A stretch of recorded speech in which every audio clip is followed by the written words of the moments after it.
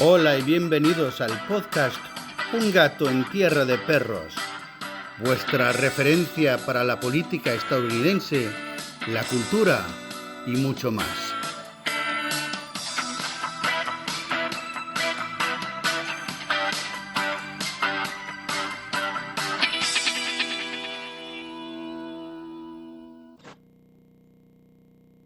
Hello, I'm Joe Magaha. Thank you, friends, for being with me for another episode of Un Gato en Tierra de Perros.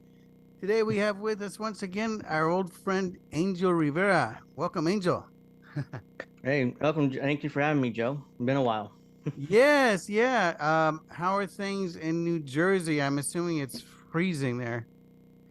It's freezing cold, like below zero. Basically, it feels like it's below zero. So I'm like, I just got home from church and it's like, it's like so it's freezing. Brutal. Brutal. Are you Yeah, going it's to be brutal. watching the Super Bowl today, or? Yeah, most likely. I'll glance at it because I'm doing other things, so I have it here in the TV while I'm doing other things. But yeah, I'll be watching. I'll be checking it out. Cool, cool. Yeah, I'm invited to a Super Bowl get together later. I used to get Okay, invited nice. every year, but I'm not a big sports fan. I mostly watch for the halftime show.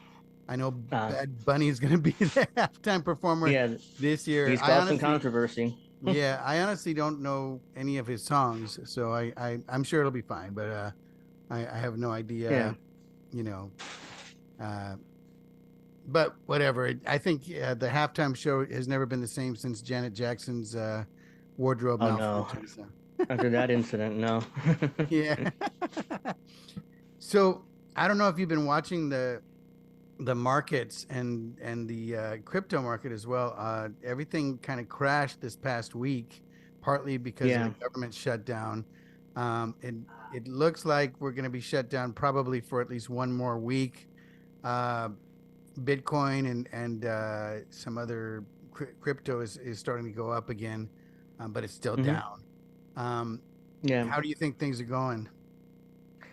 Well, honestly, the government shutdown is just like it's basically like because the Homeland Security and the Democrats don't want to fund Homeland Security. They don't want to fund because of what's going on with ICE, which I'm sure we'll get into momentarily, and all the abuses from ICE, and which is why I think that it's interesting because it's like we all know that this temporary funding for Homeland Security eventually it's going to get resolved. I mean, there's no way that Democrats are actually not going to not fund Homeland Security because they helped create Homeland Security back 20 years ago during the Bush years.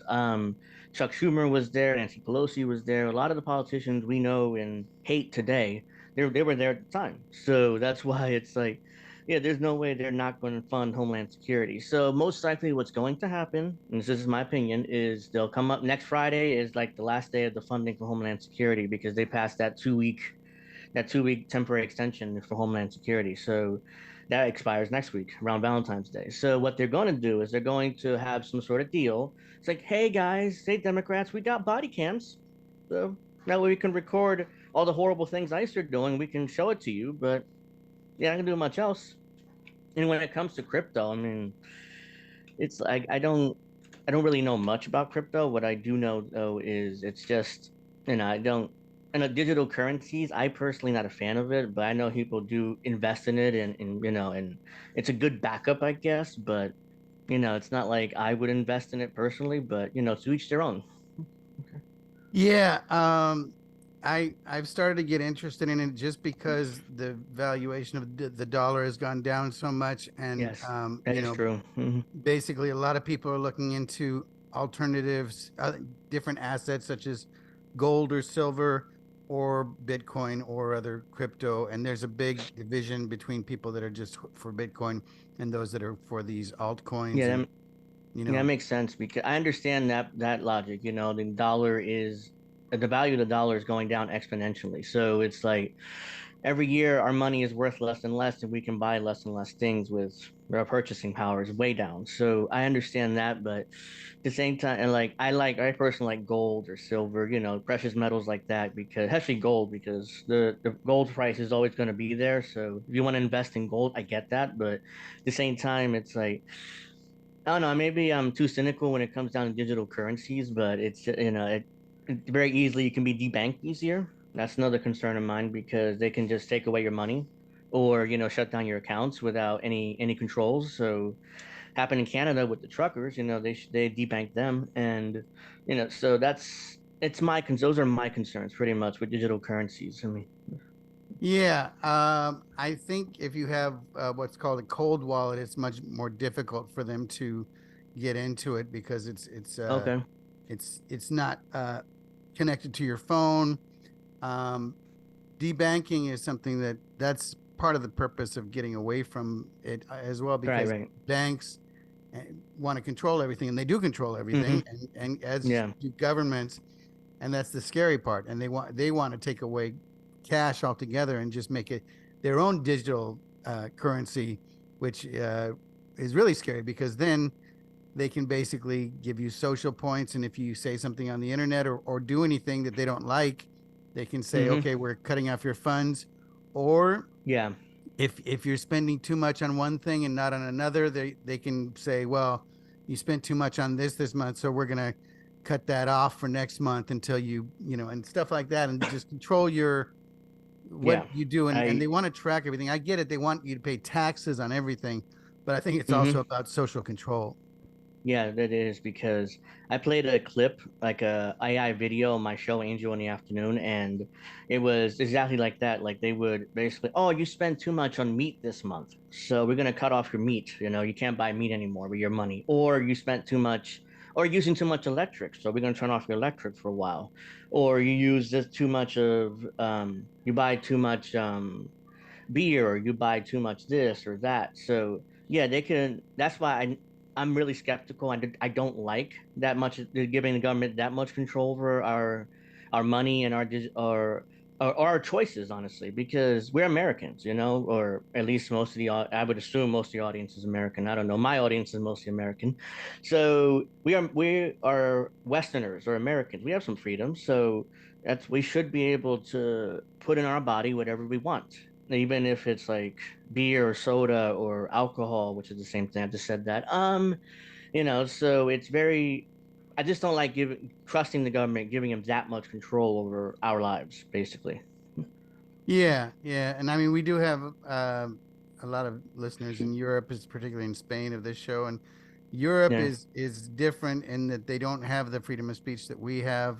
They don't have the Right. Constitution, so basically you can go to jail for tweeting the wrong thing or posting it anywhere. Oh God. Yeah, which is I've been crazy. I've been following what's going on in the UK, and the UK they're locking people up just for social media posts. Like, really? I mean, if you offend somebody, hey, you violated our laws of internet harassment or bullying or whatever it is. So, any criticism online is basically considered bullying, especially when it comes down to Zionist Jews or Jews in general. You can't criticize them at all, or else you go to jail. So it's like very scary times because if that somehow comes here to America, a lot of anti-Zionists especially are going to be in trouble. So that's including me. Yeah, Yeah. I mean, ultimately, there's a lot of division in on both sides, on the left and the right, in terms of anti-Semitism and also in terms of Israel, because uh, it's it's a complex thing. It's not complex what's happening in Gaza, but the whole issue has a lot of layers to it, and honestly, I lived in Israel for a year right out of high school, Uh-huh. and it's still a much more modern thinking country, democratic country to a certain extent, um, Yeah. than any of the Middle Eastern countries. And I mean, you go not Mm-hmm. far from there, and there are people still getting beheaded, and there's still Yeah. basically slavery going on. So, in a way, I don't know. It's a scary time, and it looks like they might be getting us into a war with Iran. we'll see what happens there. Yes. Yeah, the president or Trump already bombed Iran early, like last year. So I thought at the time, I said on my show, "Oh, we're gonna have boots in the ground in Iran in 90 days." Luckily, that didn't happen. I was wrong. So it's like, oh, because it was when was it? In either April or May, he bombed Iran, and I thought by the end of the summer, he would have troops in Iran. I was wrong.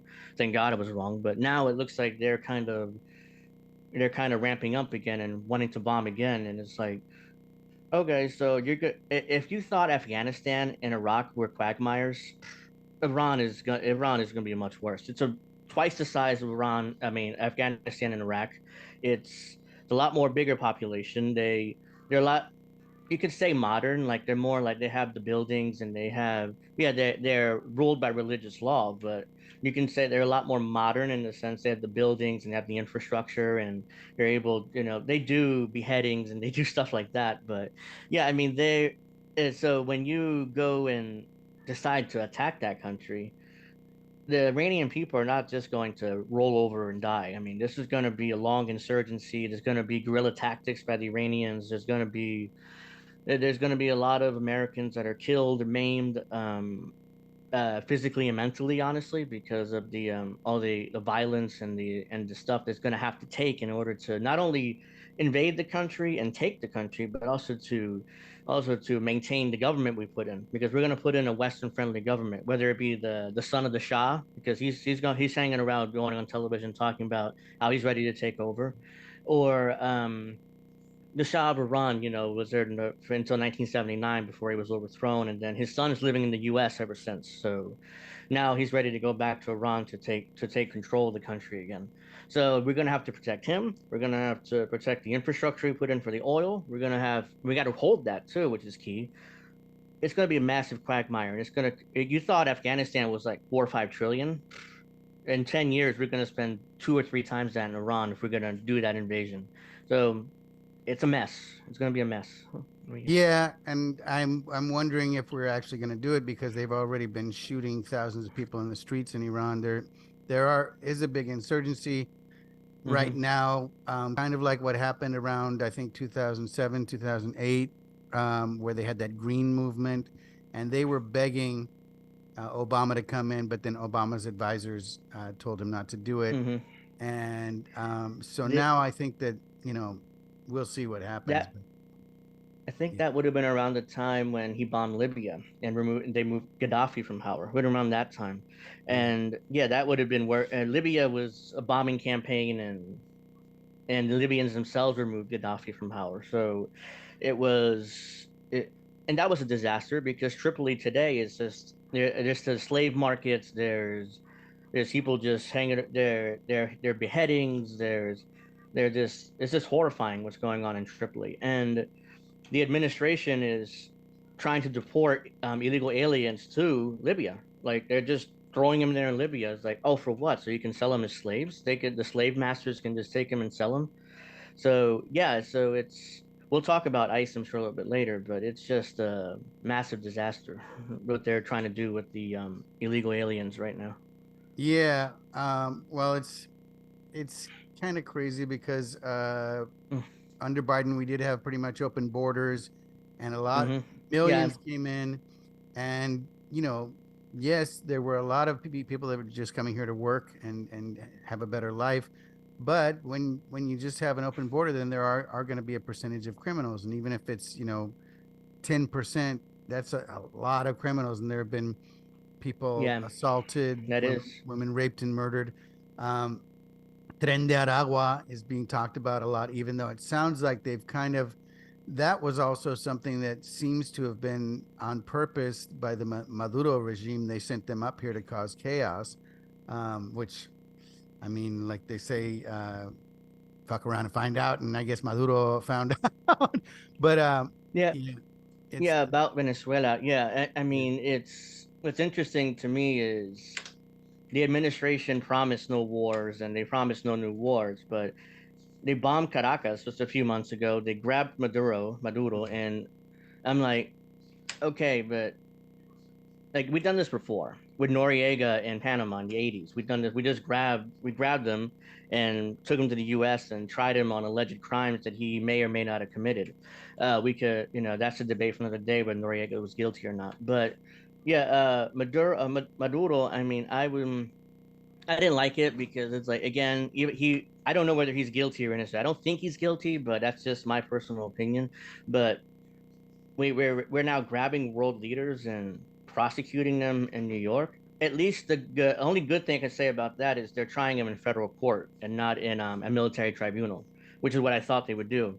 Just a kangaroo court, guilty, lock him away for life. So that's what I thought was going to happen. But no, at least they're trying him in New York in federal court. So he has a lawyer and he has some sort of rights, allegedly. So, yeah, but what one of my panelists on my show said, which was I thought was interesting, is this is on Friday's show I did.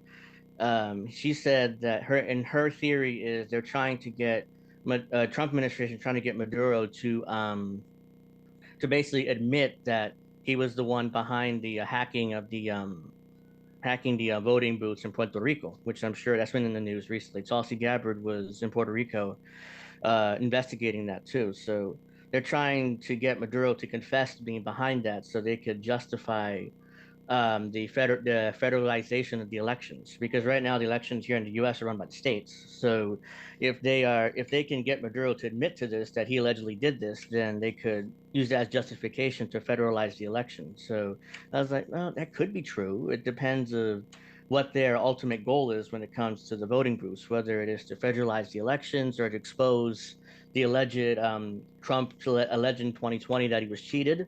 So and I have an opinion on that. It's like I mean, there was a lot of shenanigans in 2020, especially with all those paper ballots they had floating around, and they would send out paper ballots to addresses and not verify anything, and then they were mailing they would everybody would just mail it in, and the signatures were, there were no signatures, or they were signatures but didn't fill it out properly, and then there was incidents where certain parts, either in Pennsylvania or some other states, where they just stop counting, and then a few hours later they start counting, and Biden got 100% of the vote. So it's definitely some shenanigans in 2020, but it seems so that seems to be Trump's play here. Try to get Maduro to confess that he was somehow behind the alleged hacking in Puerto Rico. So I think essentially it's Trump's version of RussiaGate, when they RussiaGated him in his first term. And I haven't seen any evidence that Maduro had anything to do with that, but I'm open minded, so we'll see if they have the evidence. But for now, I don't think that's true. So Yeah, and they also are basically accusing him of being a narco terrorist, of sending up all these drugs to our borders with the hmm purpose of causing damage to our country. And that, I think, could be possible because basically there were a lot of drugs coming up, and there was Tren de Aragua coming up. A lot of people are saying that that was sent by Maduro's regime. Um, and Maduro, I mean, there's 8 million uh, refugees from Venezuela. It's a huge amount of refugees. I mean, it's a huge country, but yeah, yeah, and you talk to the refugees, and things were terrible there. There were torture rooms. There was all kinds of awful stuff, which happens in other countries in Latin America as well. It's kind of a tradition in Latin America, but yeah, um, I had a gentleman on, a friend of mine, Kurt Hackbarth, last week from Mexico. He's far uh huh, left, and he basically was saying that Venezuela was self-sufficient, that they grew 90% of their own food. But from what hmm I hear, people, and I don't push back. I'm not here to fight with anybody, so I didn't push right, back with him. hmm But from what I hear, people were starving in Venezuela. So um, I don't know. Well, but yeah, but what's interesting about that is, yes, there's a lot of issues with not having enough food, or not having enough food for the population. But I would personally put the blame on the U.S. more, with all the sanctions that we put in, and all the now we're blockading the country basically, and stealing all their tankers, and basically selling it for them, and then giving them a pittance of the profits once we're done selling the oil for them. So it's like we're basically like we're taking their oils, like, oh, we'll sell it for you and we'll give you, well, what's fair.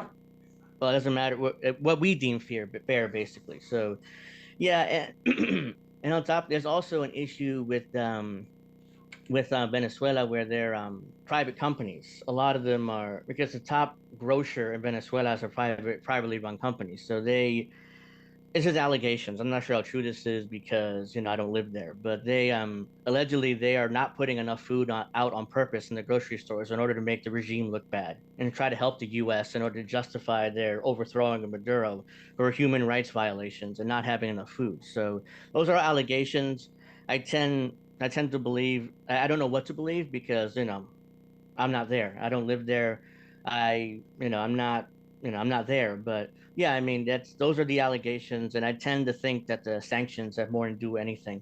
So yeah, and there is when it comes to the bombings of the fishermen, the allegations where they are drug dealers or they're taking their little boats to other countries in order to somehow get drugs into the U.S. I mean, it's like that could be true, that could be a lie. I don't know. However, the administration has not provided enough evidence for me to say yes, that's true. I don't think I tend to err in the opposite direction. But I will say, even if it is true, you have absolutely. I don't think you have no right to bomb them.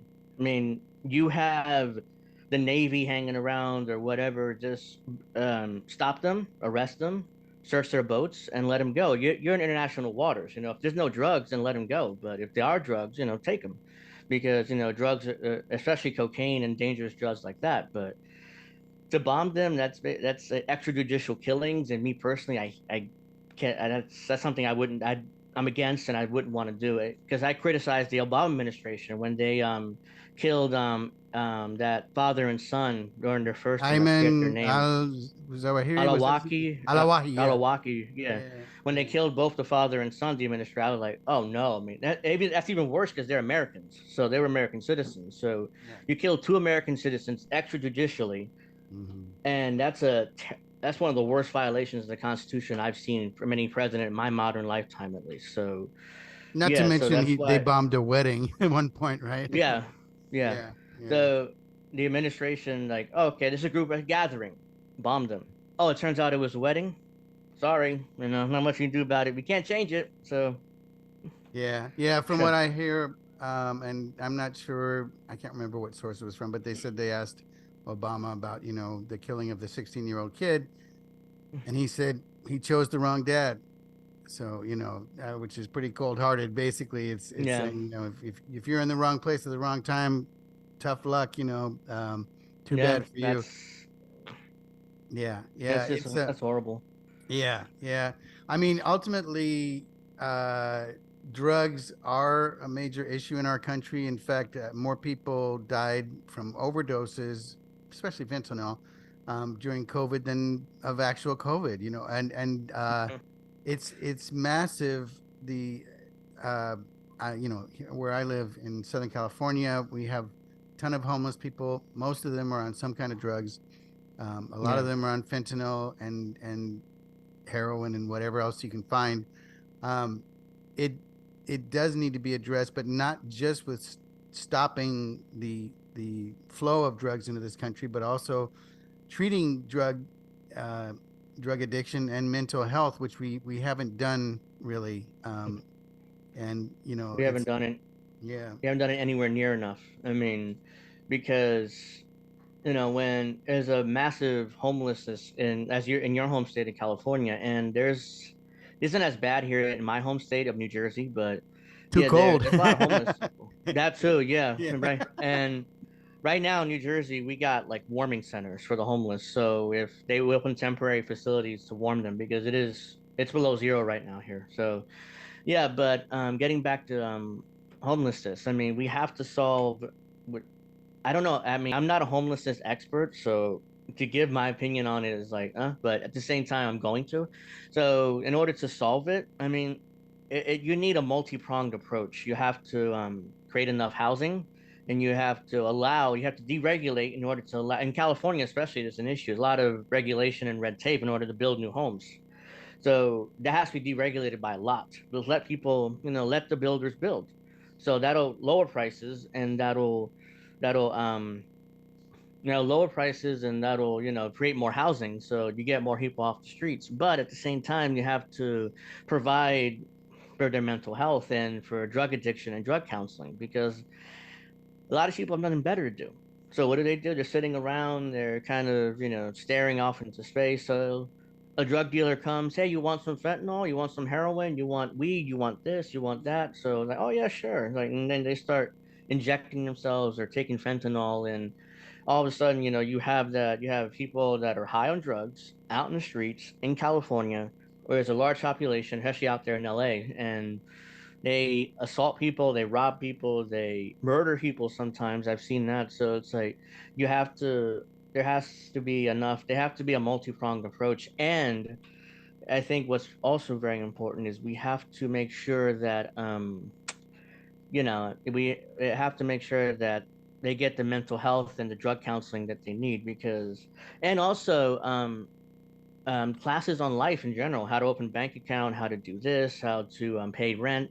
Because a lot of these people don't know how to do that, so they've never been taught, or if they have been taught, they don't, they're not really following up on actually doing it. So you need an expansion of, like, not adult protective services, but social services in general, where you have a counselor to look out for these people, or an employee, somebody within the government to make sure these people are doing what they're supposed to do. Maybe holding your hand a little bit, but I understand how unrealistic that is based on the money and how the expansion of the government you would need to do that. But that would be like a lot. That would, I think, help alleviate the problem in California and even the entire country. So yeah, so that's a lot, but if we really want to do this, that's the way I think we should do it. We should approach it. Yeah, I mean, a lot of these people belong in hospitals, and you Yeah, that's know, another thing. Yeah. yeah, the way the rules are now, if we don't see them as a danger to themselves or others, we can't force them. But most of them won't go of their own volition. And No. you know, in on Skid Row in downtown LA, it's just growing and growing and growing. We get these reports from the city that numbers are going down. I work in LA, in downtown LA, and I don't buy it that. it's not going down. It's getting, Okay, I take your yeah, word for it. Yeah. yeah. It's scary. And you know, I've had meetings at my work because I have to carry my laptop and I take Hmm. the subway, and that Yeah, makes me a target because like there are a lot of homeless people definitely. on the subway and they see you with the bag and they know it's a laptop. They know they can get some money for it. Hmm. It's just Yeah, asking for yeah. trouble, you know. But yeah, I think they're gonna need to do something about this because it's been our Governor Newsom has been campaigning and talking about this for 15 years and nothing. It's just gotten worse, and billions have gone into fixing the problem, but it's not getting fixed. It's just getting No, worse. And these people are invisible that's. too. So people, scam artists, take advantage of them. I don't know if you follow Hmm. Matt Cox. Have you seen him at all? He's an ex-con. He talks about, Okay. No. yeah, he Hmm. talks about he had scams in Florida where he would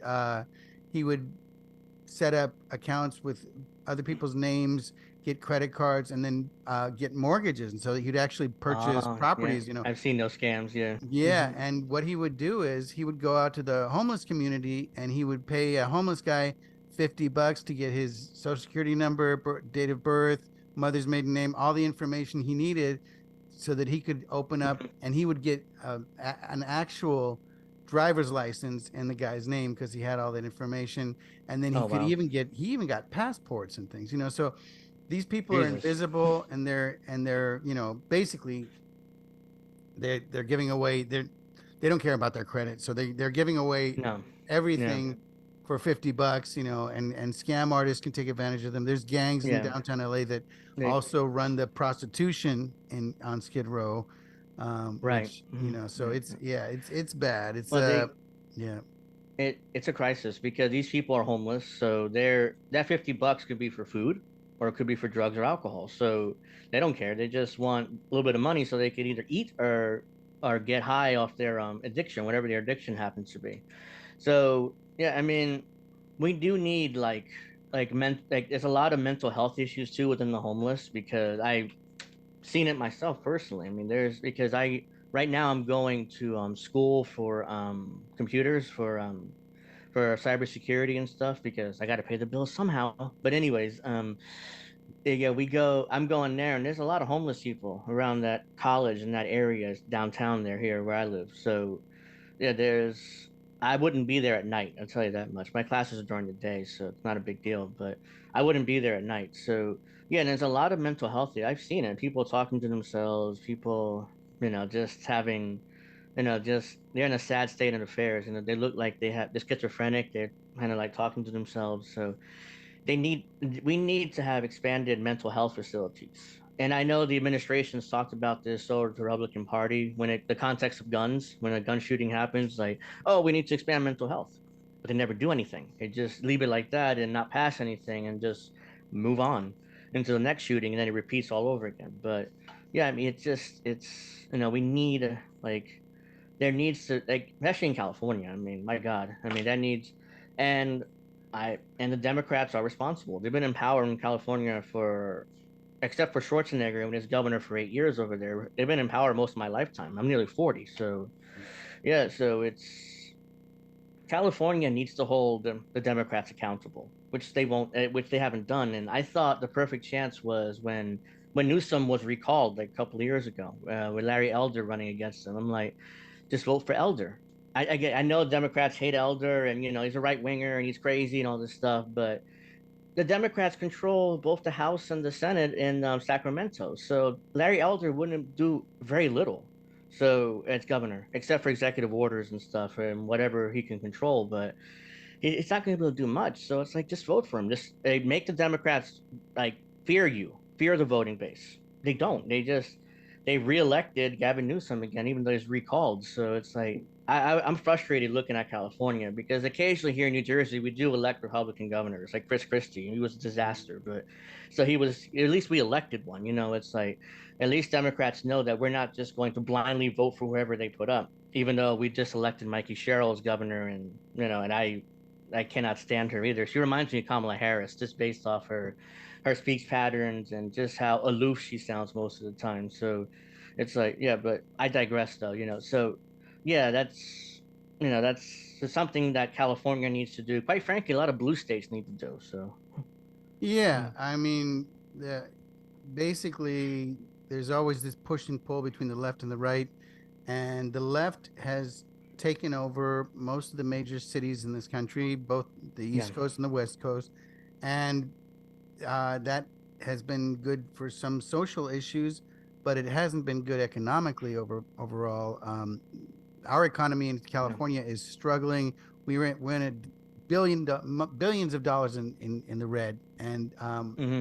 basically we're broke, and it's scary as hell because I I. remember back in the day when our governor Pete Wilson had uh, when we had our tax refunds, they couldn't Hmm. pay it. We literally got IOUs from the state. We'll pay you when we have the money. Oh And God. we've had with state employees, we've had furloughs at points where they're forced to take a day off of working because they don't get paid for that day, and then Yeah. they end up having to take a part-time job or something to make up that money. Jesus. Um, and it's crazy. I mean, at I. least we're not federal. At least they're not federal employees, because federal employees right now, a lot of them are just waiting for the Yeah. shutdown There. to be over. But Yeah, the White House is just completely ready to gut the federal workforce. They already done it. They're with Doge and Elon Musk. They already gutted the federal workforce, but it's gonna get worse if Trump is out of office.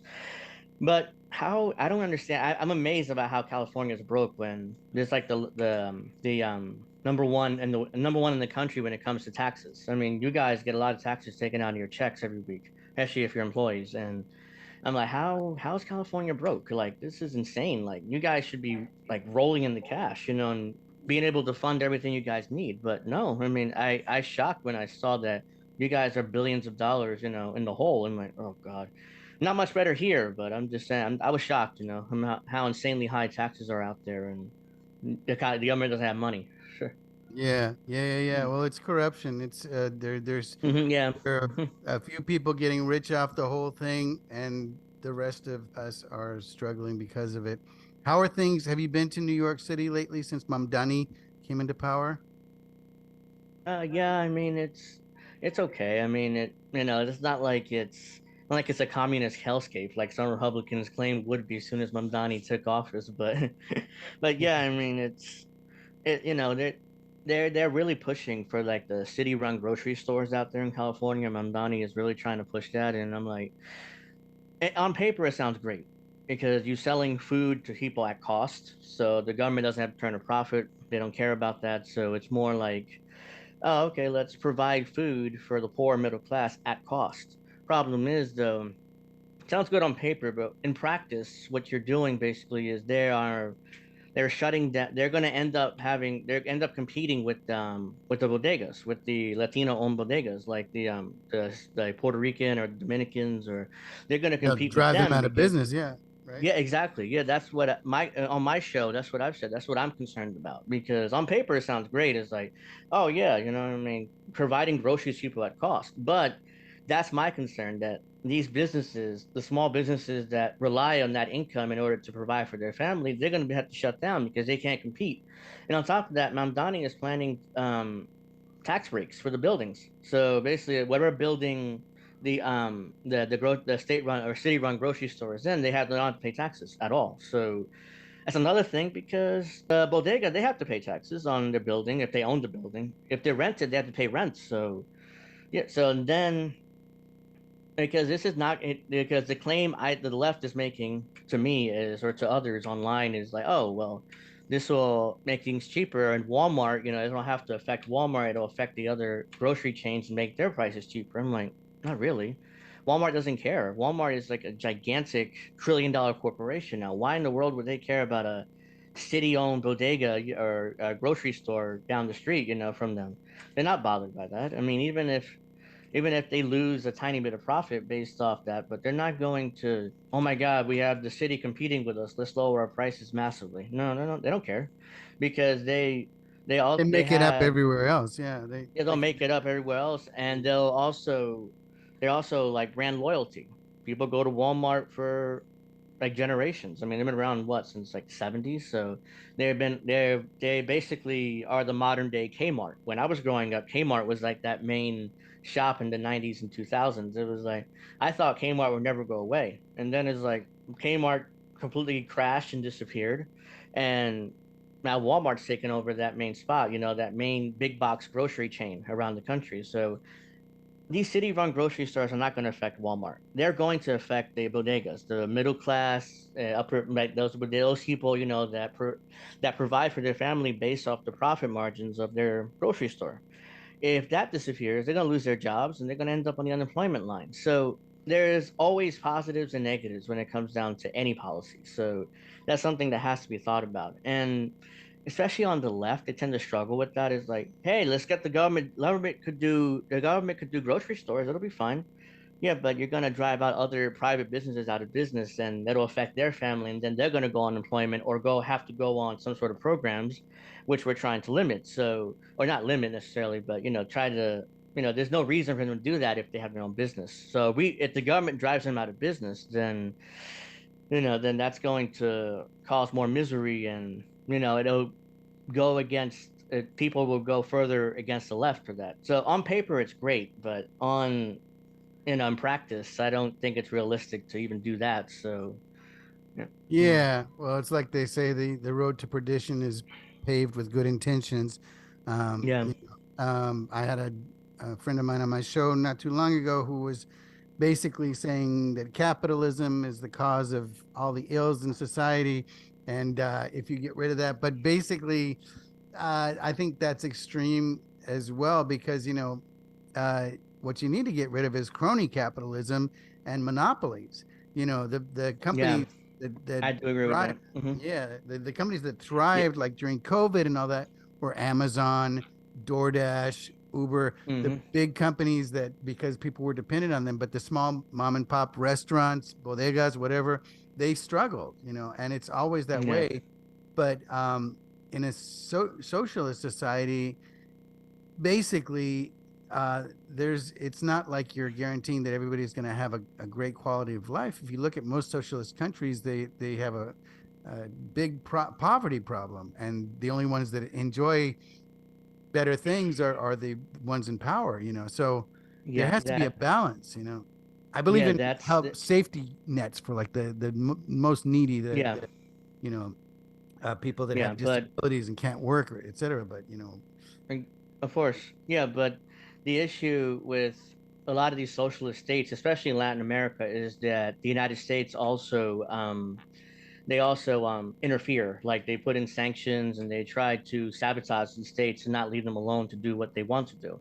Because the United States government obviously doesn't believe, they hate socialism. They kind of equate it with communism, or they equate it with other left wing other ideologies that they're against. So they end up basically sabotaging these countries, like with sanctions and with money to the right wing opposition, so they can try to remove them from power, or or help them, assist them in elections and stuff, try to rig elections. So the CIA and the United States government have been messing around in Latin America for decades.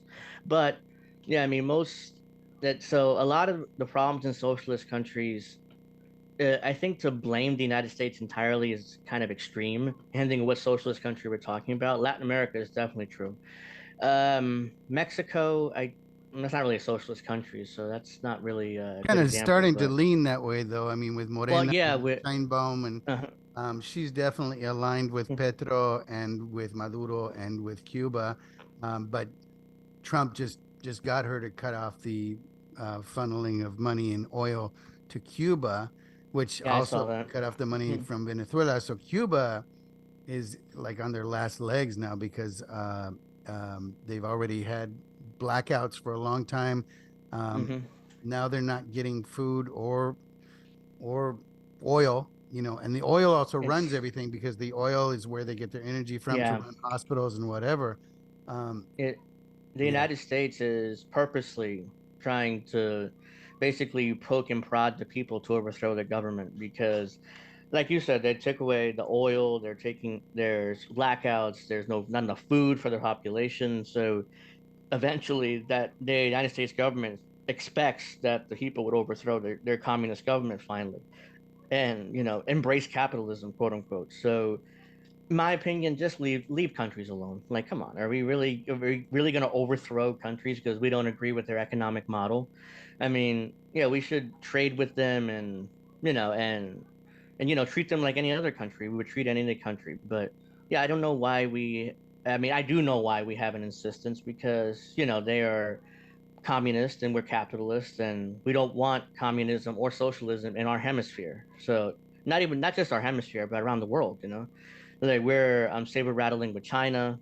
Like the whole Russia and Ukraine thing is still going on, even though Trump promised to end that in 24 hours. But I know he wouldn't do it, but that was rhetoric. But still, I mean, like really, you didn't even try to end the war. Yeah, kind of. They had talks with Putin and with Zelensky, but ultimately it went nowhere. And we're still funding Ukraine and their war against Russia. So it's like, okay. And then we're saber rattling with China over Taiwan. And now Democrats are funding Taiwan in order to them to get weapons and to get missile systems and all that stuff. Both Democrats and Republicans, not just Democrats. But yeah, I said Democrats because they're all rah rah, let's go, let's give Taiwan more money. But it's like, well, I thought you guys were anti-war. It's like, nope, of course not. oh no, So yeah. no, no, they love their wars. The Yeah, only wars they're against is the ones that Trump does. So whenever Trump bombs Iran, look, it's a violation of international law. They all freak out and melt down. But when Obama bombed Libya, not a problem. Didn't hear anything from most Democrats. So yeah, hypocrisy goes all around in partisan politics. But yeah, I mean, just leave countries alone. I mean, let them. If they want to be socialists, let them. And if it works, it works. If it doesn't, they'll get rid of it and elect a new leader that is either more capitalist or maybe further left. Like I don't know, but let's leave countries alone. I Mm. agree. We do have to watch them just for our own security because countries, basically, it's human nature to want to take over and conquer. I mean, Yeah. people blame Europe for conquering the New World and conquering most of the world, but everybody's always done that. Since ancient times, you see something that somebody else has, you want to take it, and Hmm. you know, Empires, yeah. So empires rise and empire falls. So, and exactly, it's always been like that. yeah, for the same It's human reason that nature. Hmm. yeah, the same reason that people want to come here, I think there are people that would want to sabotage our economy or do other things to kind of take over and become the new power. And China, well, China's struggling right now, but I think China really wants to be. It is a world power. It It is. controls Yeah, so it much. is. Yeah, yeah, Like we have to admit that, but we do. yeah, But yeah, when it comes to China, though, they are struggling, and they have a population issue. Their population is very old, yeah. so they're not producing enough young people in order to in order to continue the country. I mean, China is a very old population. That's another issue.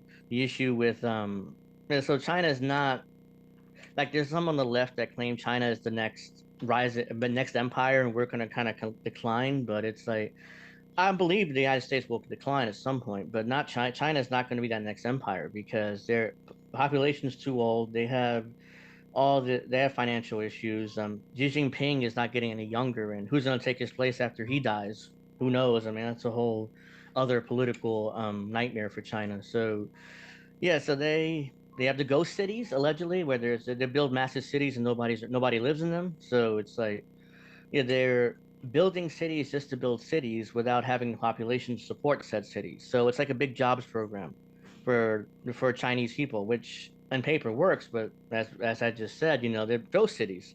There's this massive allegedly. I mean, some people on the left say no, there's no ghost cities. Some people on the right say yes, there is ghost cities. So it's like I don't know, but I'm very interested to see where China goes from here because it's like China is supposed to be the next empire, the next superpower, or whatever you want to call it. But it seems like we need China and China needs us. So when we're saber rattling with China, it's pretty stupid. It's like we need them. Like they provide our Everything. Yeah, like electronics, our phones, yeah, and Walmart. computers. Yeah, Yeah, yeah. Walmart relies on them. So this saber rattling with them makes no sense. It's like, so wait, so let's say there's the Chinese decide, you know what, we're not going to trade with America anymore. What the hell are we going to do? Walmart screwed, Best Buy, all the massive big box stores are screwed. They use China. Amazon is screwed because a lot of their business come from China. Um, we're all Yeah, screwed. I Like the mean, I entire think the West. purpose is to create a new, more factories here because we've outsourced everything to other countries, particularly China, and we Mm-hmm. don't make anything anymore. And that's affected, especially the working class people in this country, worst of all, because it used to be you could work for a car factory and you could support a family. Now there just aren't jobs, and you go to uh, some of the states in the Midwest, particularly, and that's where the fentanyl problem is the worst because there's no jobs and there's nothing to do, and Yeah. there's just hopelessness, you know. So when people are hopeless, they go to drugs and alcohol because they want to escape their reality, which I completely understand. But um, let's see. When it comes, what was I going to say? I forgot. Well, I mean, what did you just say? I'm sorry, I forgot what I was going to say. I was making a Oh, point. I said they want to bring back factories to this country and Right, right, right. making things again Yeah, because we don't make anything anymore. We're just a consumer society now. We don't really yeah. make So anything. Yeah. no, and I mean, basically, what it seems like that the White House is wants to do is they want to make us the focal point of AI, which is we're making AI basically. So we're going to they're expanding AI centers around the country. They are hiring, they are basically you're gonna have in order to fully adapt AI into our society, you're gonna have to reimagine the education system and kind of build it around AI because AI is here. It's not going anywhere, no matter how much we complain about it. And I will complain about it, but no matter what, it's not. So you would have to reimagine the entire education system and the collegiate system in order to really make the United States the focal point of AI around the world. So yeah, and let's see when it and I have like massive issues with that. But me personally, I don't use AI, but almost have no choice but to use AI now because it's so integrated into our lives, and it's like you want to, and the Well, if military you make a application. search on Google, you use AI. I mean, Yeah, AI is in yeah. everything. You look The up something first on your choice phone, it's AI. Yeah. yeah, the first choice that pops up is that AI option, and then you got to scroll down in order to ignore it. But yeah, I mean, it's too much. it's like I'm personally afraid of AI because we all seen the movies. You're a movie guy like Terminator and stuff, and you give too much control of AI to the military, they they drop the nukes on us, and we have no say, and we all die. So it's like that's a real possibility, especially with all the military application of AI. So yeah, but AI is here. We have to deal with it. We have to adjust as a workforce because you've discussed bringing back factory jobs, but I don't know if the U.S. even though Trump's rhetoric says yes, we're going to bring back the jobs, bring back the factories, we're going to do this, we're going to do that, but the issue is, it's like, yeah, that's not ultimately the government can institute policies in order to make it more friendly to bring jobs back, but ultimately it's up to like the Amazons and the Apples and the Walmarts where they want to bring jobs back or not. And then like And even with the yeah, reforms, I was even with going to the say, reforms, yeah. oh, go ahead, go ahead.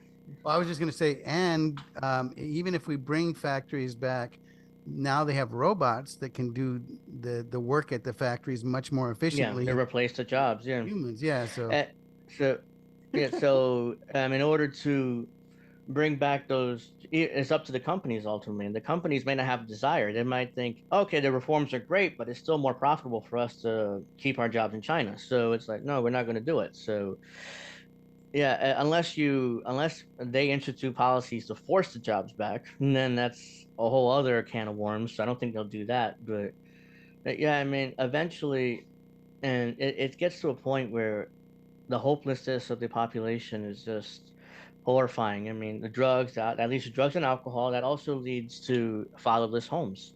And again, I'm bringing this up because back in before my time, my parents' time, let's say in the 50s and 60s, they would, you're able to support a household on one income. You have the wife, the two kids, the white picket fence, the on one income. You're able to do that. Not today. You can barely do it on two incomes, let alone one. So you can barely do it on two incomes. But yeah, so that leads to eventually men, disappearing from their kids because they're embarrassed. They don't have enough money to support their kids, so they just run. And fatherless homes is a massive issue because as you've seen in the protesting, here in New Jersey especially, there's a lot of schools that are allowing the high school kids, to leave school and protest.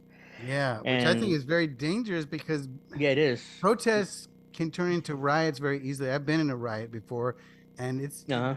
violent, and you're putting kids in harm's way. And kids are not fully developed, and they don't know what they're getting into. They get into a Yes. mob mentality, And and it's my just I remember being 16 and being even being 19 and in a riot, and it was scary, but it was also exciting. But I didn't. I yeah. thought I was, I thought I'd never die. I was like, no, I'll be fine, But people Yeah. die in Yeah. these, and these Yes, people get that's what hurt. I'm concerned about because I brought it up because it's like then I've seen videos where mothers are trying to get their kids to come home and they won't come home and there's like it's my right, it's this, that, and the third. I'm like, yeah, I mean, I'm Puerto Rican. If I told my mom that I'm not coming home and it's my right, La chancla. I mean, yeah, exactly. Yeah, chancletazos, so it's like I wouldn't dare say no to my mom, even at 16, 17 years old. So it's like yeah, but that's where the father comes in, and it's like, okay, so but there's no fathers because there's an issue with that too, with financially. So that one of the reasons is they disappear, and because of financial reasons, they're embarrassed. Another reason is they didn't have fathers, so it's like they don't know how to be a father because they didn't see a father. So it's a perpetuating circle, it just never stops. So And also my the father, yeah, the yeah, mothers my are father able to died receive. young. Oh yeah, yeah, yeah, Yeah. yeah.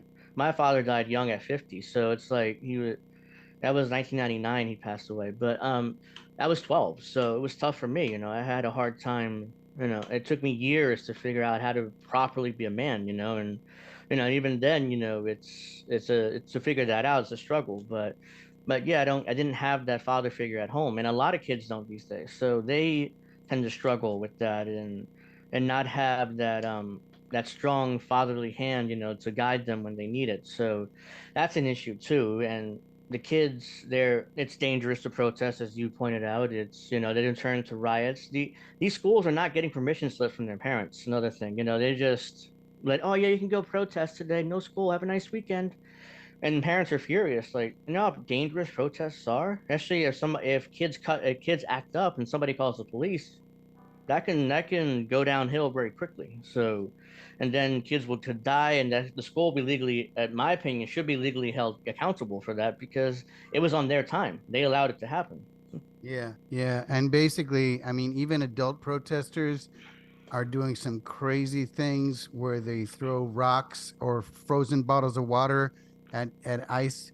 And that's a weapon. And you do that, and you might get an armed response. And I Yes, mean, you can. back in the day, cops would just fire into the crowd. And now Hmm. they're showing restraint, but ultimately they're uh, they are being violent, but they're being violent and they're not shooting into the crowd like they were. But at the same time, if they What? feel that they're threatened, they will take action that could lead Yeah, to the loss of life. but they killed in Minnesota at least. They killed those two people that were unarmed. I forget their names. Preddy, Alex Preddy, and the Well, he other was one, armed. Good. Alex Pretty was armed, Yeah, but he was yeah, armed, but they at least in the video that I saw, it looks like they took his gun away, but mm, they still ended up shooting him anyway. yeah, they So did. They did. it's I a think there's a lot of confusion about that because some people are saying that basically, in the moment, not all of them knew that the gun was taken away, and somebody yelled "gun, gun, gun," and then took his gun away. Some people are saying that yeah. maybe his gun misfired first, and then once they hear, I mean, Yeah, it's the I saw that allegation and I looked at the video like very closely to see whether you could see smoke come out of the weapon, but I didn't see anything. So it may have misfired and the camera maybe not didn't pick it up because it's a cell phone footage from like what 20 yards away, 30 yards away, whatever. It was pretty far away, so I couldn't really tell. But yeah, I mean, they shot Renee Good. Renee Good, that's the first one they shot, and she was unarmed. But the allegation is that she tried to run over the ICE agents. The ICE agent shot her. But she did hit the one ICE agent. There's video where it shows he actually got knocked down and he had internal bleeding, oh, being I hospitalized. didn't see that video, Yeah, there so was I'll one take in your the word front. for it. But He was uh hidden huh, behind. Yeah, so he was standing in front, and some people are saying that's still a tactic that they use. That's an excuse for them to shoot because if they move forward, a car is basically a deadly weapon, and right. It but is. yeah, Yes, it is a deadly weapon. But yeah, I mean, I'm like the video I saw was the cop in front of her car, and then he moved to the left, but he shot her but I'm like, don't stand in front of the car. Just take her license plate. If you need to arrest her, go do it later when she's at home and it's safe. But why stand in front of the vehicle? It's like, that escalated, I think, unnecessarily. I mean, just take her license plate and let her go. If you need to arrest her later, go and arrest her later. She'll be alive. But yeah. unfortunately, that's not what they did, and they shot her. So it's just tragic all around. Yeah, and part of that, I mean, she was blocking traffic and trying to block them with her car, and she was impeding their action trying to arrest someone. I've seen an arrest go down of gang members in Pomona, which is close to where I Mm-hmm. live, gang territory, and basically it's scary as hell. But it's also if I had gotten in the middle of it when they all charged on these gang members that were at a gas station, I would have gotten Mm-hmm. shot for sure. Because Oh yeah, you would have. Yeah. it's like Mm-hmm. getting between a dog and a bone, basically you're or playing in traffic, you're asking to Yeah. get hurt, so it's kind of Yeah, you're crazy. asking for it.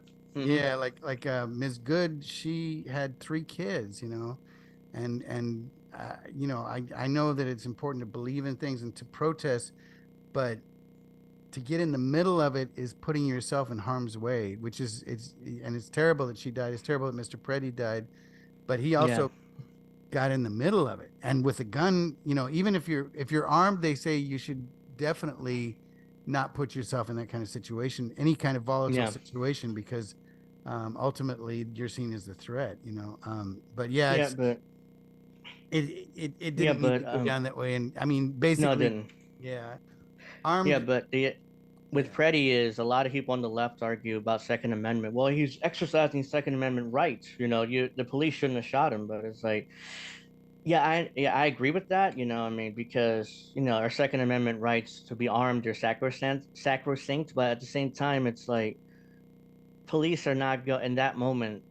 You can't just interfere. I mean, yeah, he was literally just they were allegedly, at least the way the video I saw, they were pepper spraying some other woman, and Freddie got in the middle of it, tried to protect her, which I understand that instinct, but at the same time, it's like you're putting yourself at risk for somebody you don't know. And God bless him. He's a better person than I would have been in that situation. But yeah, I mean, it's just tragedy all around. And then with all of these, the way ICE has been treating all these illegal aliens, it's just it it's very brutal. And now they're buying up buildings around the country, old factories, and trying to convert them into prisons for illegal aliens. And it's like they're really going it to the extreme, because I said on my show, whoops, that the administration are zealots. Like they believe in deporting all of these alleged illegal aliens. So it's like, and people, I have a panel on my show usually, and a lot of them are on the left on this and anti-ICE, and I'm anti-ICE too, in the sense that they've gone way too far in their mandate. But and they have the claim that we shouldn't, that ICE is basically like a German Gestapo police. That they said that's the comparison the left likes to use with ICE. And I'm like, I I see that point, but at the same time, I don't like that rhetoric, and I because it's like, look, I mean, It then one justifies norm, violence. Yeah. On yeah, the other and side. that, yeah, that's true also. And also you lose a lot of people that way, because a lot of Americans that are normies, that don't follow this like full, like, the way that we do, would just roll their eyes and dismiss the point.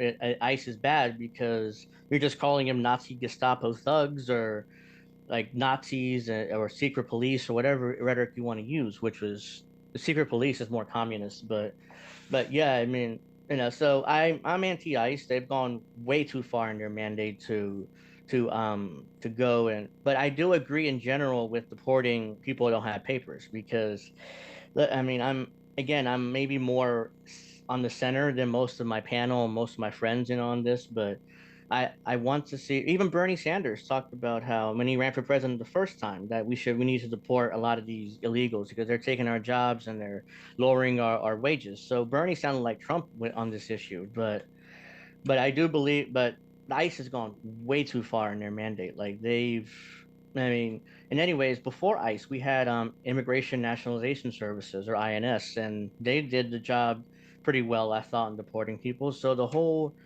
9/11, Department of Homeland Security, ICE, they're rolling that all into one agency.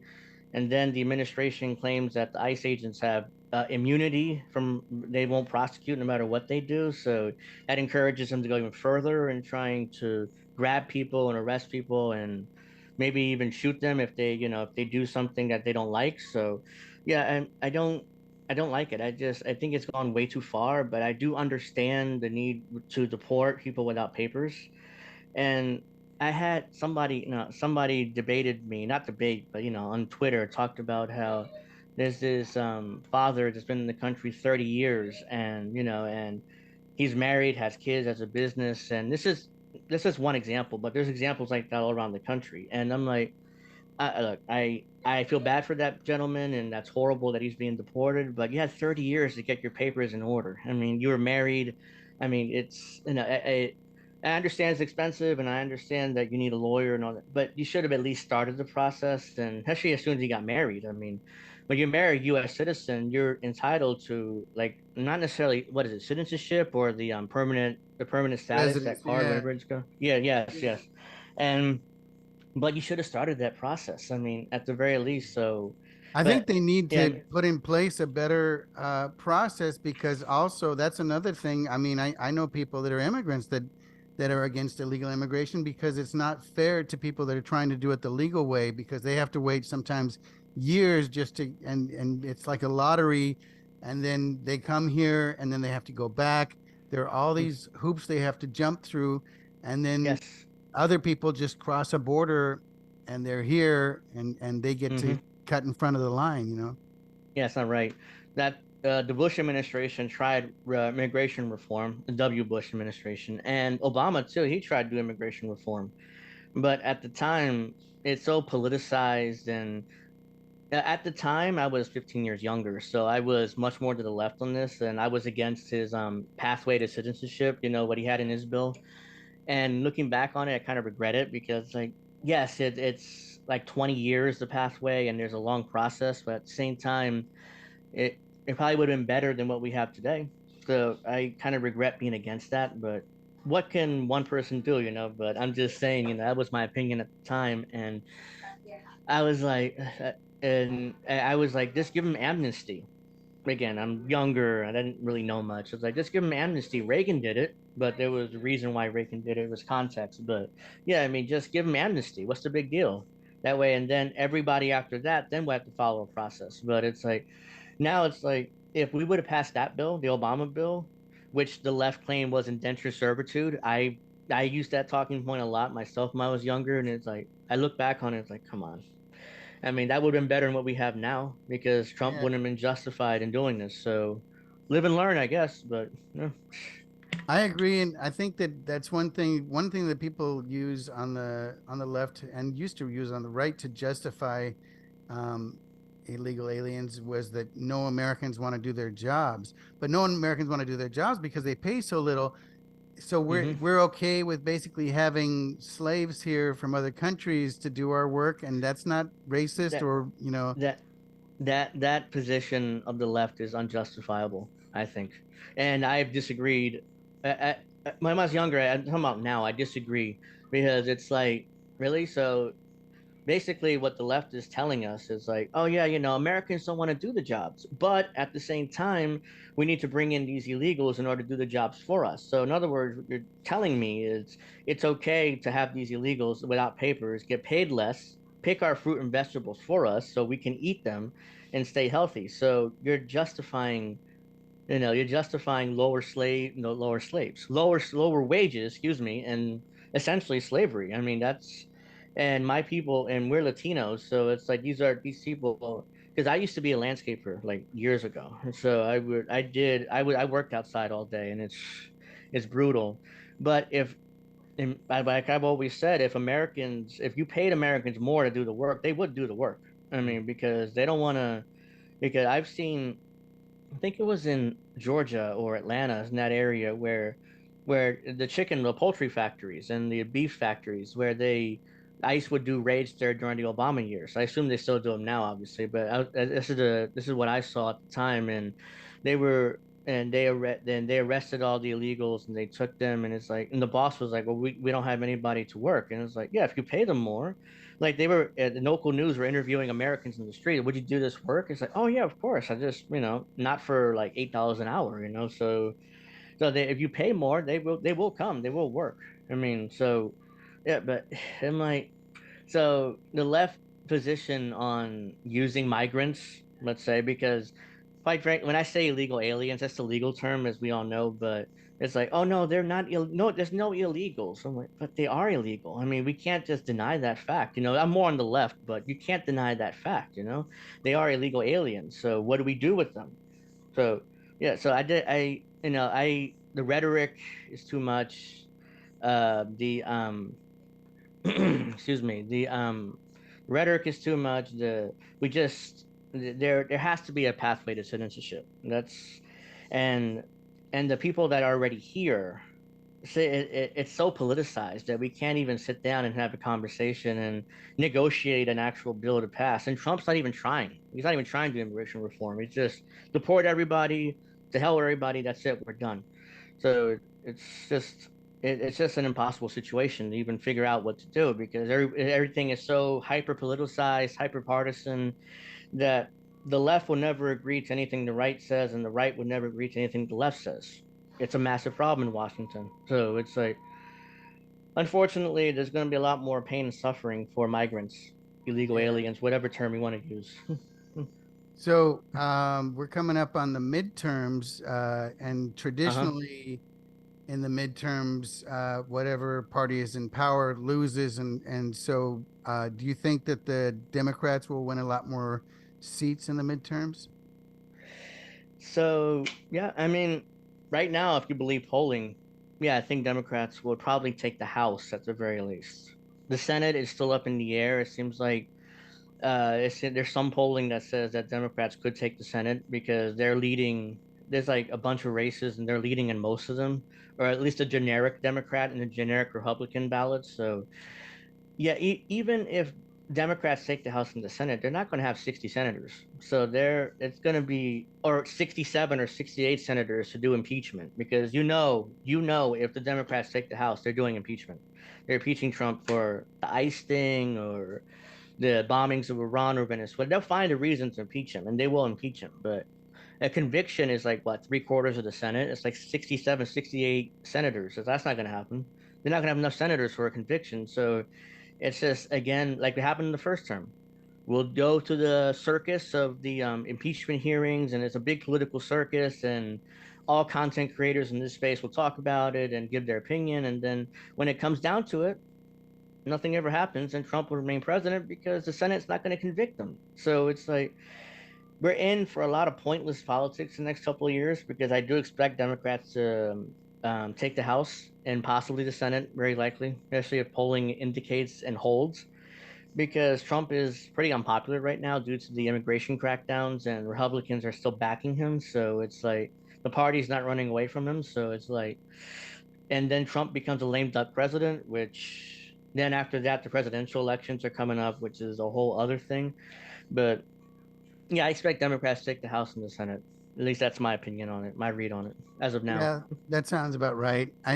In terms of the presidential election, I think that'll depend on how the economy is doing, which is not doing great right now, but there are a lot of things in place that are possibly going to take effect and make for a better economy within a couple of years, but we Yeah, won't know until then. And right now, I think if you polled people, they would vote for a change, just because I think the main changes that happen are generally because of the economy. Because when people are doing well, they don't care about all of these social issues as much. If they're making a good living and they have a good yeah, life, they're not going to be out in the streets. But a lot of these people that are out in the streets, some of them are being paid actually, which is people aren't yeah. talking about. Yeah, that's But definitely true. They're professional. even the ones that aren't, don't have anything better to do. They're home alone and miserable and angry Yeah, about their lives.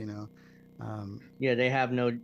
So that's the vicious circle. They don't have a job, so they're out there protesting ICE all day, which you can argue that's a good thing because there's people out there. But at the same time, it's like a vicious circle. It causes more problems. So it's like, but yeah, when it comes to the presidential election, it really depends who runs, and it depends what's going on in the political climate at that time by 2027 or 2028, because Trump is a lame duck president. He's pretty much going to be done after the midterms. Like usually the Republicans and Democrats kind of ignore the president once post the midterms because especially if he can't run again. So it becomes more of a lame duck, but yeah, so I speculated on my show that Gavin Newsom's probably gonna be the nominee of the Democrats. So because he's the one they're pushing. yeah, Like he's that's all over scary as hell. TV. As a Yeah, I know. Californian, I Yeah, say that's scary as yeah, hell. yeah. So he's gonna. They're pushing him really. Kamala Harris is definitely gonna run again, and She's not gonna get anywhere near the nomination because she was handed a nomination in 2020. So, and even then, she's deeply unpopular still. So it's like she'll run again. She'll lose. She'll go away most likely. AOC may run. That's interesting. You need a left wing progressive to run. Usually, a couple of them run. Bernie's not running. He's like in his mid 80s. He's too old. And But he's also kind AOC, of turned off a lot of his followers too after the yeah, yeah, campaign and all that. So yeah, I yeah. mean I used to be a AOC, we'll see, but yeah, uh, I don't know, she's still young and pretty, so that helps a yeah, lot. yeah. She's young. But here's the thing with Democrat, like they need that left wing progressive to run in order to once the establishment person wins to sheep herd people back into the party. Like, hey, I endorse Gavin Newsom. Vote for Gavin Newsom as an example. So, like the AOC could do that. Who else? What's his face? Not the governor of Kentucky. He's kind of a progressive. I'm forgetting his name. Or Bashir, Andy Massey Bashir. or Bashir, I'm sorry, yeah, Yeah, the Bashir. governor of Kentucky. Yeah, he's a Democrat down there. He's more on the left, so he could run. There's so Or many. Shapiro. Oh yeah, Josh Shapiro, Pennsylvania. Yeah, I mean he. Yeah, I look. I'll say this: if Kamala Harris would have picked Josh Shapiro, she probably would have won because Josh Shapiro is like he's from Pennsylvania. She needed that state to win, and he's popular there. Even though I have a co-host for my Angel in the Afternoon show, she lives in Pennsylvania. She hates him, but but he's popular among the party, basically the base. So he probably would have Kamala Harris would have won. So I'm like, I don't get the Tim Walz pick. Like, I didn't understand. That came out of left field, completely out of left field. And it's like, yeah, she lost because she picked Tim Walz probably. But I digress, but let's see. So that's why I think it's ended up being Gavin Newsom versus JD Vance, most likely. That's the matchup we're looking at in 28. Unless a Republican comes out of nowhere and wins the nomination from JD Vance, which is a whole other thing. Like I know Ted Cruz is definitely going to run because he's already kind of leaning in that direction. So JD Vance is going to have a primary fight if he's going to try to run. So, assuming Trump doesn't die before 2028, but if he's still alive, he's going to have a big primary fight on his hands. Because assuming Trump gets less popular, which it probably will happen, especially if the economy doesn't improve and the ICE raids continue and we get more horrifying stories from immigrants and more unarmed people getting shot, so the media is going to take that. They're going to run with it. There's going to be a narrative, and Trump is going to become less and less popular. So yeah, most likely it's going to end up being JD Vance and Gavin Newsom. Maybe Pete Buttigieg if he ends up winning somehow. So maybe he'll be good in nominee, but it'll be Gavin Newsom and Pete Buttigieg against JD Vance. That's my prediction. We'll see if I'm right, but as of That would now, be that's my prediction. interesting. I mean, I think ultimately in a debate, JD Vance would win over either one of those guys just because um, I Gavin Newsom doesn't give any straight answers to anything when you No. ask him anything, and then Mm, Buttigieg is very he just gives placates people too. He doesn't really have yeah. true answers. And No. I mean, he was recently on the All In podcast. I don't know if you saw that episode where Chamath and all the groups of the All In podcast were interviewing him. And if you're not familiar with that podcast, that's Hmm. it's a bunch of tech leaders. It's got David Sachs, who's Oh, now okay. in government, and it's got David Friedberg. Most of them are from Silicon Valley, and they're Uh big huh. tech guys, but billionaires. But they were interviewing Buttigieg, and he was kind of talking about the struggling immigrants, and then Chamath, who's um, from God, he's not he's not from India, but he's from a neighboring country. I can't think of the country right now. But Uh he said as an well, he's Canadian, but originally from a country um, by there, and it's not Pakistan either. It's not Pakistan. It's not India. But huh. Uh anyway, huh. he said as a legal immigrant, he feels safer with ICE being out there, and Pete Buttigieg threw out the typical, well, what if you're a mother of blah blah blah? They always like to throw out Yeah, the left does stories. that, Yeah, but yeah, yeah, I understand, and I agree with that. Like, what if it was a family member of yours or you yourself? But I do understand there needs to be immigration enforcement, and we can't have people without papers hanging around and getting jobs and stealing. Not stealing, but taking our jobs and driving down wages. But at the same time, it's like I think like I said before, ICE has gone way too far. So it's like there needs to be a balance. There needs to be more, but what my prediction is, the first thing that the Democrat president will do is do ICE reform. They'll do a big ICE reform package where they can't do certain things anymore. They can then and they'll celebrate that as a massive victory because the left wants to do abolish ICE. And that's not going to happen. No matter how much even though I personally agree with it, but no matter how much we talk about it, it's not going to get abolished. Most likely they're going to pass a bill, say reform ICE, and then they'll celebrate it as historic. You see, we did our jobs, we reformed ICE.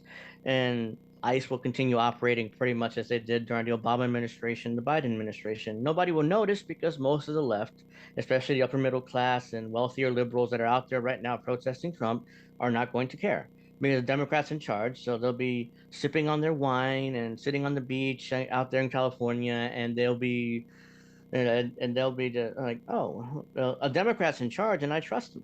So, or him or her, whoever ends up being yeah. Because president. ultimately, But Obama deported Yeah, many more than he did the Trump. same thing. Yeah, Yeah. he pretty much did the same thing Trump is doing now with ICE. And the reason, and again, people might say, no, that's Obama. ICE wasn't that bad under Obama. They were, but the media didn't cover it, and they didn't tell you about it most for the most part. And there was no reason. So the media didn't give the people a reason to be mad. So that's why nobody noticed it. I noticed it because I was stopped by ICE a few times during the Obama years because I was in landscaping. I was doing landscaping, so they stopped me, asked for my identification, and regular. There's at least 2 or 3 times that happened to me. So it was like I know they're still. I know for a fact that it's happened to me. So Did you it's get like, stopped with like the stop and frisk stuff that was going on back east as well? um, no, not that. It was because my boss would send me to Home Depot. So Oh, there, as you know, there yeah. would be people like migrants hanging around there looking for jobs. So I was like, there was this one time in particular where he told me go to Home Depot, get whatever it was, and then there's a couple people there offering work. We're like, okay.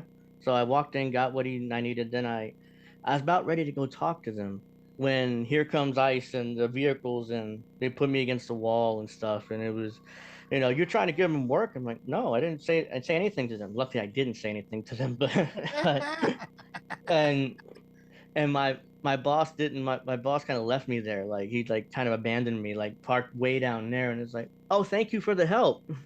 Yeah, typical. Yeah, Ugh. so yeah, they let me go, but but yeah, it was that happened to me at least 2 or 3 times under Obama. So it doesn't happen to me under Trump because I'm not really in that field anymore, I guess. So it's kind of I haven't seen much ICE activity here in New Jersey, even though we have a big immigration population here too, or immigrant population here too, but I haven't seen much ICE activity here, which surprises me. So I would expect ICE activity to pick up my area soon enough. So we'll see what happens. But yeah, I mean, it's a lot.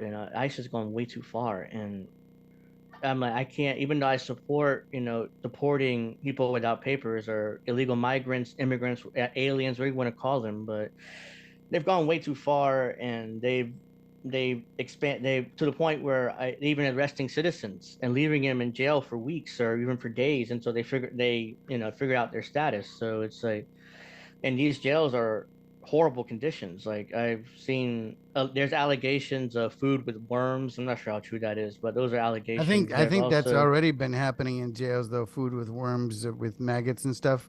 yeah, yeah, Yeah, that's kind of a standard fare, or moldy bread is something that they moldy always bread, get. yeah. Yeah. Yes, and there's just there's allegations of ICE killing migrants in the facilities. I'm not sure how true that is. There was this one guy I read about how he was basically like he was found hanging in his cell with literally was lynched basically. That was an allegation, and the claim is ICE did it. And I'm like, I don't. Again, that could be true, could be false. I don't know. I wasn't there, and I don't have any evidence proving that it was ICE. But I'm just saying the left makes that claim that they just asserted it was ICE, and I'm like, could it be? Yes. Could it be another prisoner there that did it because he was upset about him because he stole his cupcake? Maybe. I don't know. That happens in jails a lot. So yeah, it's horrifying. I'm horrified as an American. So it's like, no, I mean, there has to be a middle ground. There has to be immigration reform, ICE reform. I mean, I personally like to see ICE abolished, but reform is better than nothing. But at the same time, the reforms are going to put in probably weak anyways, so it's pointless, I think. Yeah, well, I mean, the whole creation of Homeland Security came after 9/11, and 9/11 was really when they put out that act. What's the act called again? Where basically they were able to. Um, the Patriot Act. Yes, yeah, and we lost a lot of civil liberties with that Hmm. because all of a sudden you didn't have the same rights. And generally, if the government takes rights away, they don't ever give them back. But No. we need to, which is why, I mean, they're starting to do be a little better at airports where I guess you don't have to take your shoes off anymore, from what I understand, or I'm not sure. Um, Um, it's been a but yeah, while since I've been on a plane, but yeah, me yeah, too, me but too. I've seen where now the real the real IDs now they're forced they have people in order to fly domestically have to have real ID Or or use passport. Yeah, your passport, yeah, yeah. or you can pay like a $45. $75 fee. Yeah, Yeah. $45. Yeah. Yeah. But it takes an extra hour to process you, so it's like Yeah. Just you another form of can. extortion Yeah, and yeah. and Yeah. yeah. So yeah, I don't know about not taking your shoes off. Last time I flew, I had to take my shoes off, so it was annoying. But And yeah, that was all so because of one guy that was a shoe bomber, and the shoe didn't even yeah. go off. And because of that, everybody has to, and with the I was traveling when they put in place the limit on liquids, and my Uh-huh. wife was furious because she had a thing of shampoo that was too big, a Um. conditioner, hmm all this stuff, and they just threw it away. Oh Very God, expensive that's the stuff, worst. Yeah. Yeah. So yeah, at times some of those rules are arbitrary. Like, oh, you can't have a certain amount of shampoo, or you can't do this, or you can't have that. It's like, okay, well, I don't know these rules. The rules are on the TSA website, but excuse me, but nobody does that. Nobody looks at that and reads at that. Yeah. So at the very least, they should do something to tell people, hey, you can't do this, you can't have that, so they don't spend all their money getting shampoos and colognes or perfumes or whatever, and they have to be thrown out by TSA. So, or most likely they keep it and they, give it away to each other. But so other, Yeah. that's just, I have no Exactly. evidence for that, but I'm just saying, that's most likely what happens. So Well, Coolio, it's the rapper Coolio, well, he's dead yeah, now in paz uh-huh, descanse. He used to work at LAX, and he worked in baggage handling. uh-huh. And they would go and open up the bags and pick out what they wanted, and then they'd split it up amongst all of them. And he talked about that. I know. Oh, I know that that has to happen. I mean, humans are natural, and then they use the excuse that, well, the government had to search it because when I flew to Puerto Rico, I had to unlock my bags. So this is years ago, and and by the time when I got it at the airport, they opened the bag and said, "Oh, your bag was searched by TSA." I was like, "Okay." They just put it there in the suitcase, so little piece of paper. So like, oh, okay, great. None of my stuff is taken. Okay, good. We're good. It's okay. So it's annoying, but at the same time, none of my stuff was taken. But yeah, the Patriot Act is just it just took away all our liberty or some of our liberties. It's just too much. I had 9/11, Bush administration, was scaring the crap out of people. We need these bills in order to protect ourselves from terrorists.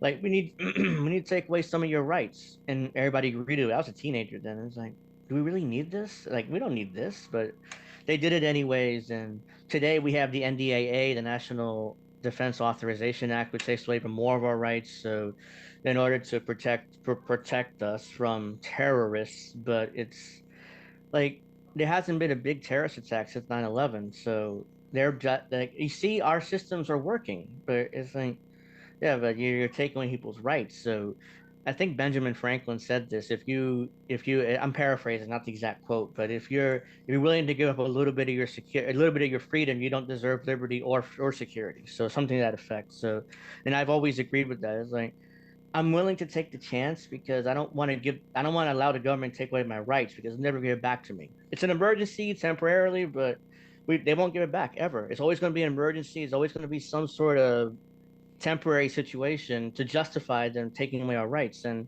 to this day, we still they ignore the Fourth Amendment. They search through all our stuff all the time. Like I'm sure, like through our emails and through our phones and through they have back doors into all that stuff that from Google and Apple and Yeah. Google. I said Yeah. that Google, Apple, Android.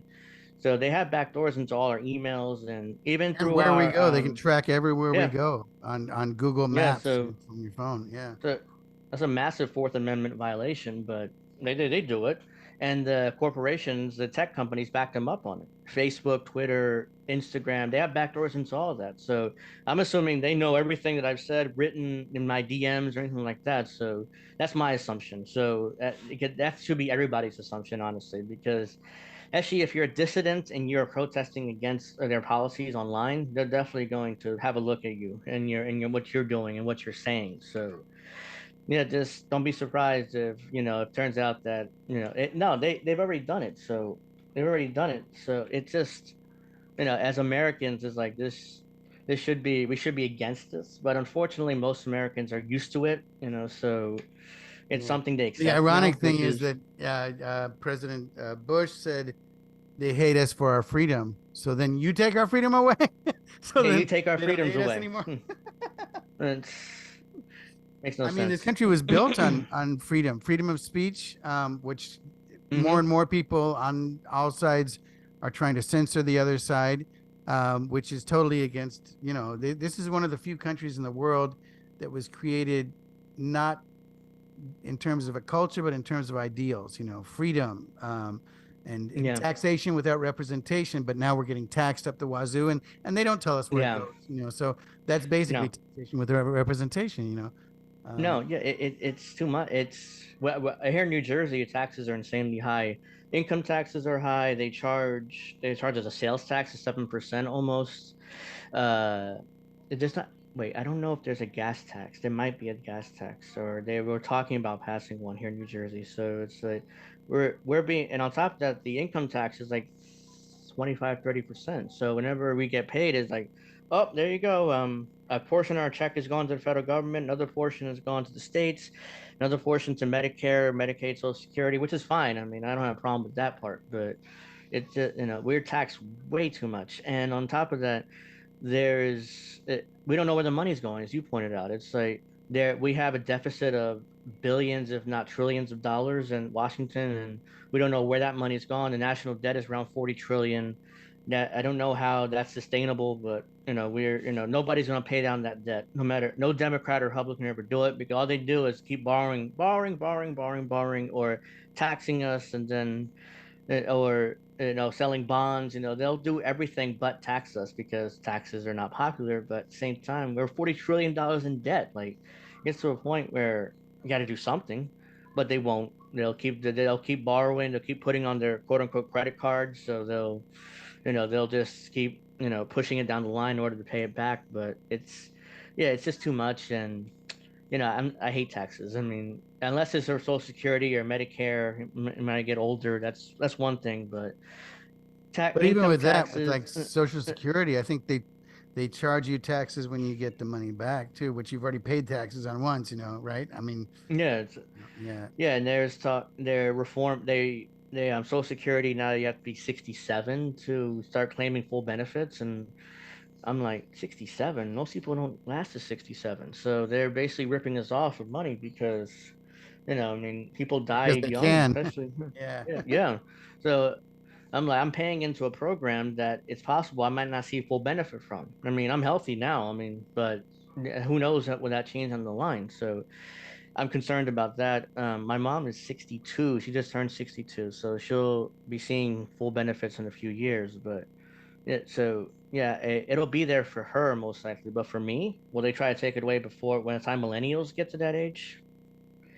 Most likely. So I'm gonna have to save money on my own for retirement, because I'm not because I'm basically, for millennials. If you're a millennial out there, like, figure out what to do, because Social Security might not be there in its current form. So we have to prepare for that. So, in my opinion, so we'll see what happens. But hopefully it'll be there. But it might most likely won't be there, and at least in the version it is now. So Yeah, and that's the same way in Europe. I mean, basically, if you're just depending on your pension or you need to have other plans, because otherwise, you're just going to be barely getting by if you're just hmm depending on Social Security. Um, yeah, and I don't want to be one of those people. I like to go out every so often yeah, and do things. I don't want to be a shut in just because I can't afford to do anything, because I'm on a limited income, or what do you call it? Fixed income. Yeah. fixed income. Yeah. Yep. Well, we're coming up on 2 hours here. I think I can't remember what time we started, but I I want to Yeah. thank you so much, Angel. It's been a while. It's great to talk to you. I Yeah. hope. Same to you. You're great. Thank you. I hope the winter, well, Punxsutawney Phil said it's going to last for another 6 weeks, I guess, but Yeah. hopefully, hopefully it goes Well, quickly, and spring's here before you know it. And with that, yeah, some for sure. prosperity and good times, but these are crazy times. I hope you can come on again much sooner. Sorry, I Yeah, haven't been in definitely. touch. Yeah, definitely. I'm willing to do it whenever you want me on, of course. Wonderful, wonderful. Well, thanks so much. And where can everybody find you on the internet?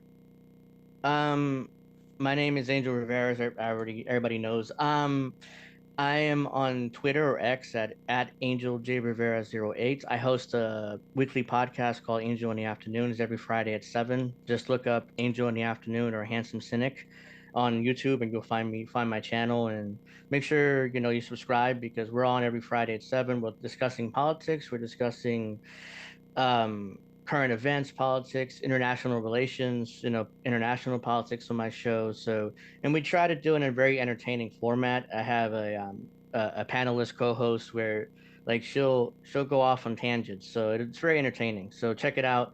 Um, I'm also on. Wait, I'm on Twitter. I'm on Twitter and YouTube, and you can search me Rumble up too, on right? Rumble. Yeah, Rumble. Yeah, thank you. And the Handsome Cynic. So look up Handsome Cynic, and you'll find my stuff on Rumble, YouTube, Twitch, and that's it. Yeah, those are my platforms. So yeah, so follow me on Twitter again, or X, Angel J Rivera 08. So if then you'll find all my other shows there on my Twitter. So yeah, that's where you can find me. So hopefully I'll be hearing from you guys soon out there. Sounds good. Well, thanks again. And to all our listeners, until next time.